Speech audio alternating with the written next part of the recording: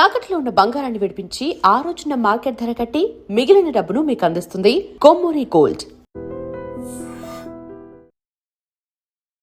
నమస్కారం, welcome to I dream. ధర్మ మార్గం విత్ విజిత కార్యక్రమానికి స్వాగతం.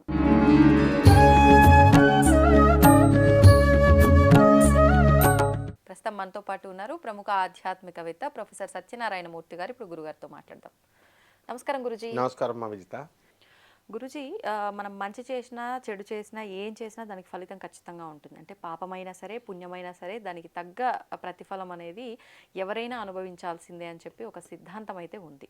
అయితే దీని ప్రకారంగా మంచి చేస్తే పుణ్యం చేస్తే పర్వాలేదు, దానికి తగ్గ ఫలితం అంటే సంతోషంగా ఉంటుంది అనే ఒక క్లారిటీ ఉంది. మరి పాపం చేసి ఎదుటి వారిని ఇబ్బంది పెట్టి ఈ రకంగా చేస్తే కనుక ఖచ్చితంగా దానికి పనిష్మెంట్. ఈ పనిష్మెంట్ గురించి గరుడ పురాణంలో శిక్ష, ఏ దానికి ఏం శిక్ష, నువ్వు ఏం తప్పు చేశావు దానికి ఆ తప్పుకు తగిన ఈ శిక్ష ఉంటుంది అని చెప్పి వివరించారు అని చెప్పి నిజంగా ఉందా? అసలు ఎటువంటి శిక్షలు ఉన్నాయి? ఇదంతా ఎంతవరకు నమ్మచ్చు? దాని గురించి వివరణ ఇవ్వండి. 100% నమ్మచ్చు. ఇది గరుడ మహాపురాణం అంటే వేదవ్యాసుల వారు రాశారు గరుడ పురాణం. తర్వాత దీన్ని ఎవరికి చెప్పారంటే విష్ణుమూర్తి గరుత్మంతుడికి చెప్పాడు. అందువల్ల ఇందులో ఏం చెప్పాడు అని అంటే మొత్తం మనిషి పుట్టిన తర్వాత చచ్చిపోయేంత వరకు మనకు తెలుస్తుంది. అవన్నీ అన్ని పురాణాలు కవర్ చేసినాయి. భాగవతము, మహాభారతం ఇవన్నీ కూడా. చనిపోయిన తర్వాత జీవుడు మనం ఏమవుతున్నాం అన్నది మనకే తెలియదు. అది కవర్ చేసినటువంటి గొప్పతనము ఒక్క గరుడ పురాణానికే ఉంది. నచికేతుడు చేసిన త్యాగం, చిన్న కుర్రాడు వాళ్ళ నాన్న హోమం చేస్తూ నిన్ను యముడికి ఇచ్చేస్తాను రా, మాట్లాడితే విసిగిస్తున్నావు అని అన్నందుకు అతను నేను వెళ్ళిపోతున్నానని చెప్పేసి అతను వెళ్ళిపోతాడు. వెళ్ళిపోయి యముడి దగ్గరికి వెళ్ళిపోతే 3 రోజులు యముడు బయటికి వెళ్ళాడు. యమభటులు ఏం చెప్పారు, వెయిట్ అని అంటే ఆ చలిలో అలాగ అక్కడే ఉంటాడు. యముడికి జాలి కలిగి వచ్చి 3 వరాలు ఇస్తాను రా నీకు చిన్నపిల్లాడా అని. ఏమిటి అని అడుగుతాడు. మా నాన్న కోపం పోవాలి, మా నాన్నకి మోక్షం యజ్ఞం చేస్తున్నాడు, అది ఫలించాలి. ఈ 2 బాగున్నాయి. 3వది ఏమిట్రా అంటే అసలు మనిషి చచ్చిపోయిన తర్వాత ఎక్కడికి వెళ్తున్నాడు గురువుగారు అని అడుగుతాడు. అవి ఎందుకురా నీకు చిన్నపిల్లాడివి, నువ్వు హాయిగా అన్ని కార్లు ఇస్తాను, బిల్డింగ్లు ఇస్తాను, పెళ్లి చేసుకో, భూలోకానికి పో అంటే నాకు వద్దంటాడు ఆయన. ఎంత ట్రాప్ చేయాలని, ఎంత టెంప్ట్ చేయాలని చూసినా యమధర్మరాజు వినడు. అక్కడి నుంచి మనకి జీవుని యొక్క రహస్యాలు తెలిసినాయి. అప్పుడే చెప్తాడు యమధర్మరాజు ఏమని, ఇది దేవతలకు కూడా తెలియదురా నాయన, సప్తఋషులకు కూడా తెలియదు, అటువంటి గొప్ప శాస్త్రాన్ని నేను నీకు బోధిస్తున్నాను అన్నాడు. ఆయన పుణ్యమా అని మనకి ఈ యొక్క గరుడ పురాణం రూపంలో, నచికేత ఉపనిషత్తుల రూపంలో మనకి ఈ సీక్రెట్స్ అనేవి బయటకు వచ్చినాయి. 100% ఇలాగే జరుగుద్ది. 14 లోకాల్లో ఎక్కడ సృష్టిలో బ్రహ్మాండంలో ఎలాగైతే సూర్యుని చుట్టూ గ్రహాలన్నీ తిరుగుతున్నాయో సూక్ష్మ రూపంలో ఎలక్ట్రాన్ న్యూక్లియస్ చుట్టూ తిరుగుతూ ఉంటుంది. అణువులో, బ్రహ్మాండంలో ఉన్నది అణువులో జరుగుద్ది. అలాగే యమలోకంలో వైతరణి నది ఉంది. ఆ వైతరణి నది మన భూలోకంలో కూడా ఉంది. ఒరిస్సా దగ్గర జార్జిపూర్ అనేటటువంటి ఊర్లో గిరిజాదేవి అమ్మవారు శక్తిపీఠాల్లో ఒకటి. అందులో అక్కడ వైతరణి నది ప్రవహిస్తుంది. అంటే ఉంది సుమా అని రుజువు చేస్తున్నాడు. అలాగే ఈ యొక్క జీవుడు చనిపోయిన తర్వాత 11 రోజులు మనం ఈ యొక్క కార్యక్రమం చేస్తాము అని అంటే యమభటులు యమపాశాన్ని వేసేస్తారు. యమపాశాన్ని వేసి జీవుడికి ఎన్ఫోర్స్మెంట్ చేసి తీసుకెళ్ళిపోతుంటే టిఫిన్ పెట్టినట్టు, కాఫీ ఇచ్చినట్టుగా మనం ఇక్కడ చేసేటటువంటి ఇక్కడ శ్రాద్ధకర్మలు 11 రోజులు ఈ లోపల ఆ చీము, నెత్తురు, డ్రైనేజ్ లాగా ఉన్నటువంటి దాంట్లో మళ్ళీ మనకి శరీరాన్ని, సూక్ష్మ శరీరాన్ని ఇచ్చి లాక్కెళ్ళిపోతారు. ఇందులో సత్యం సత్యం సత్యం ఇది. ఆ డ్రైనేజ్లో మనము అది చెప్పడం కోసమే బ్రహ్మాండంలో ఉన్నది.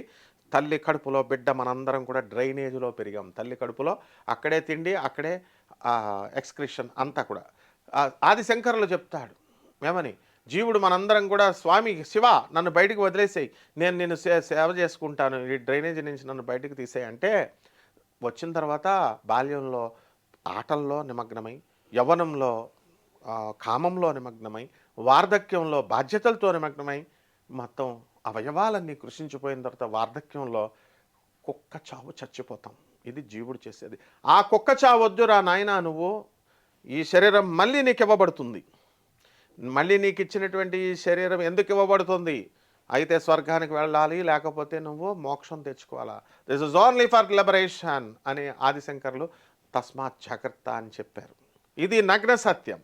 కాబట్టి జీవుడికి వేసేటటువంటి శిక్షల్లో కామంతో కళ్ళు మూసుకుపోయినాయారా అంటారు. అంటే అర్థం ఏమిటి? కామము చేసేటటువంటి వాళ్ళకి, అధిక కామము చేసేటటువంటి వాళ్ళకి కళ్ళు మూసుకుపోయినాయి అంటే కళ్ళు పోతాయి. లాస్ట్ జన్మలో మనం అత్యాచారాలు చేసేటటువంటి వాళ్ళు, ఇలాంటి వాళ్ళంతా ఈ జన్మలో కళ్ళు లేకుండా పుడతారు. అదొకటి.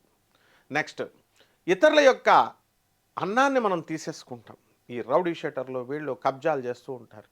అటువంటి వాళ్ళంతా మిడతలుగా పుడతారు అని చెప్తుంది మొత్తం. దానికి డిసైడ్ చేసేసాడు. అండ్ కుంభీపాక నరకంలోకి తోసిపడేస్తాడు. చికెన్లు బాగున్నాయి, మటన్లు బాగున్నాయి, స్పైసీ ఫుడ్, చికెన్ 65 అని చెప్పి కోసుకుని తింటున్నారు. ఫిష్ ల్యాండ్ ఇలా. అక్కడేమవుతుందంటే తినండి అని చెప్పి ఆ చేపలు ఏం చేస్తాయంటే, న్యూటన్స్ థర్డ్ లా, ప్రతి చర్య రివర్స్లో ఉంటుంది. గోడకి బాల్ ఎంత గట్టిగా కొడితే అంతే గట్టిగా వెనక్కి తిరిగి వస్తుంది. ఇది సృష్టి యొక్క నియమం. అందువలన ఏం జరుగుతుందంటే చేపలు ఫ్రైలు ఇవన్నీ మటన్లు తీసే వాళ్ళకి మళ్ళీ మనం మేకలుగా పుడతాం. మాంసాహారం తినేవాళ్ళకి ఖచ్చితంగా మనం పుడతాం. దాన్ని కుంభీపాక నరకం అంటే వైన్ షాపుల పక్కన ఏపుతా ఉంటారు కోసి చేపలు. అలా మనల్ని కోసేసి ఆ శరీరం వేసేసి వేపుతాడనమాట యముడు. అక్కడ ఇది ఖచ్చితంగా జరుగుద్ది. ఏమండి నరకం ఉండదా అండి? ఎవరు చూడొచ్చారు? చచ్చిపోయిన తర్వాత ఎవరు చూడొచ్చారు? ఐ డోంట్ కేర్ అంటారు. కేర్ లేదు, గీరు లేదు, తోలు తీసేయడం ఖాయం యముడు. Without your concern. సమవర్తి ఆయన. శనీశ్వరుడు మనం చేసినవన్నీ రికార్డు చేస్తాడు. చిత్రగుప్త అంటే చిత్రంగా, గుప్తం అంటే మనం చేసినవన్నీ దృశ్యం సినిమాలాగా గుప్తంగా లోపల ఉంటాడు. ప్రత్యేకించి బయట రాయడాలు ఉండవు. బ్లాక్ బాక్స్, ఏరోప్లేన్లో బ్లాక్ బాక్స్ పేలిపోతే బ్లాక్ బాక్స్ ఎలా తీస్తే చేస్తారో మనం తీసుకెళ్ళి జీవుడు ఇలా పెడతాడు యముడు ముందు. మనం మాట్లాడడానికి మనకు ఛాన్స్ లేదు. ఆ బ్లాక్ బాక్స్ ప్లే చేస్తారు. ఏం జరిగింది, ఏం చేసాం, దానికి తగ్గించి నిర్ణయాలు వీడిని ఏపేయండి అంటాడు. అందువలన చేపలు బాగా కోసుకొని తినేవాళ్ళకి మనల్ని కూడా అలాగే కోస్తారు. ఈ యొక్క మేకల్ని, కోళ్ళని దేవతల పేరుతో బలులు ఇచ్చేటటువంటి వాళ్ళకి అబెట్మెంట్, కోసేయండ్రా బలి అని చెప్పేటటువంటి వాళ్ళను కూడా, అబెట్మెంట్ అంటే నేరాన్ని ప్రోత్సహించారు కాబట్టి వాళ్ళని కూడా కోసేస్తారు. ఇదే కుంభీపాక నరకం. అపరిచితుడి సినిమాలో ఆయన చూపించాడు విక్రమ్. కుంభీపాక నరకం ఇవన్నీ కూడా అవన్నీ ఎగ్జాక్ట్గా జరుగుతాయి. కాబట్టి దైవ దూషణ చేయకూడదు. దైవ దూషణ చేసిన వాళ్ళను కూడా కోసిపడేస్తాడు. కాబట్టి శరీరం అనేటటువంటిది మళ్ళీ మనకి తిరిగిస్తాడు. And it's a continuous process. ఏదో 10 నిమిషాలు చేసేసి వదిలేస్తాడేమో అనుకుంటాం. నో, పోలీస్ డిపార్ట్మెంట్ ఉంటుంది. 3rd డిగ్రీ అని ఉండేది. ఇప్పుడంటే ఫ్రెండ్లీ పోలీసింగ్ వచ్చింది. మంచి ఐపీఎస్ ఆఫీసర్స్ వచ్చారు కాబట్టి సిస్టమ్ ఫ్రెండ్లీ చేశారు. దొంగగారు ఎక్కడ దొంగతనం చేసి బంగారం పెట్టారు చెప్పండి అని అడిగితే వాడు ఎందుకు చెప్తాడు వాడు? కాబట్టి ఇంతకుముందు 3rd డిగ్రీ ఎలా ఉంటుందంటే మనకు తెలుసు అనమాట. పోలీస్ స్టేషన్లో మన అంతా ఐపీఎస్ ఆఫీసర్లు అంతా శిష్యులు కాబట్టి ఇలా స్తంభానికి ఇలా కట్టేసి దబ్బా తిరగబెట్టేసి పాదాలకి ఇలాగా దబ్బా రబ్బర్తో కొట్టేసి కంటిన్యూస్గా బీటింగ్ ఇచ్చేసి మళ్ళీ అలసిపోయాడని దింపి బిర్యానీ పెడతారు. తినేసిన తర్వాత మళ్ళీ ఎక్కిస్తారు. దబ్బా. ఇదే యమలోకం అంటే. కాబట్టి పోలీస్ స్టేషన్లో మన కమిషనర్ గారు, మన డీజీపీ గారే యమధర్మరాజు. అంటే యమధర్మరాజు అంటే చెడ్డ కాదు, అక్కడ సమవర్తి, న్యాయాన్ని చక్కగా నిష్పక్షపాతంతో వేస్తారనమాట. All the honourable judges. అరే వాళ్ళు ప్రతీకలు ఇక్కడ భూలోకంలో చూపించాడు యముడు. నేనున్నాను రా నాయన, మీకు శిక్షలు ఉన్నాయని. కాబట్టి ఖచ్చితంగా ఈ శిక్షలన్నీ కరెక్ట్ అమ్మా అక్కడ జరిగేవి. మనం ఆ దుస్థితి నుంచి రక్షించేవాడు గురువు ఒక్కడే మనమ్మ. ఆయన ఒక్కడే ఆదిశంకరుడు. అందువల్లనే ఆయన ఏం చెప్తాడంటే, వద్దురా నాయన, శివుని ప్రార్థించండి, మనం ఈ మటన్లు చికెన్లు మానండి, పంచమహాపాతకాల్లో మందు ఒకటి రా నాయన, దీన్ని తెలియకుండా తాగేకండి రా, కిడ్నీలు లివర్లు పోతాయి, డాక్టర్లు కోసేస్తారా ఆపరేషన్. అది కూడా అక్కడ యమధర్మ సేమ్ భూలోకంలో ఏ శిక్షలు జరిగితే అక్కడ అయ్యే జరుగుతాయి. సో ఇది అర్థం చేసుకొని వివేకత్తో మనం ఈ శరీరం ఇచ్చింది, ఇదం శరీరం కలుధర్మ సాధనం, అనేకమైన ధర్మకార్యాలు చేయడానికి మాత్రమే, పరోపకారం చేయడానికి మాత్రమే. కాబట్టి ఆ యమధర్మరాజులు వారు ఇచ్చినటువంటి ఆ పద్ధతిలో మనం నడుచుకుంటే, ఆ శనీశ్వరుడు చెప్పినటువంటి పద్ధతిలో నడుచుకుంటే మనం ఖచ్చితంగా మోక్షం అనేది వస్తుందని జగద్గురువులు ఆదిశంకరాచార్యులు వారు చెప్పారు. అలా కాకుండా దొంగనటన చేస్తూ టెంపుల్స్కి వెళ్తూ గురుగారండి గురుగారండి అని చెప్తూ అభిషేకాలు చేసేస్తాం శనీశ్వరుడికి. ఎన్నో అభిషేకమ్స్, only character moulding. The character మనం జాగ్రత్తగా చూసుకొని మనము ఈ యొక్క ఆదిశంకరులు గురువు చెప్పిన బాటలో వెళితే ఇంకా నీకు ముళ్ళు ఉండవు. కాబట్టి we have to follow the foot steps of Jagadguru Adi Shankaracharya. Definitely we can escape from all this punishments అమ్మ. ధన్యవాదాలు గురు. ధన్యవాదాలు.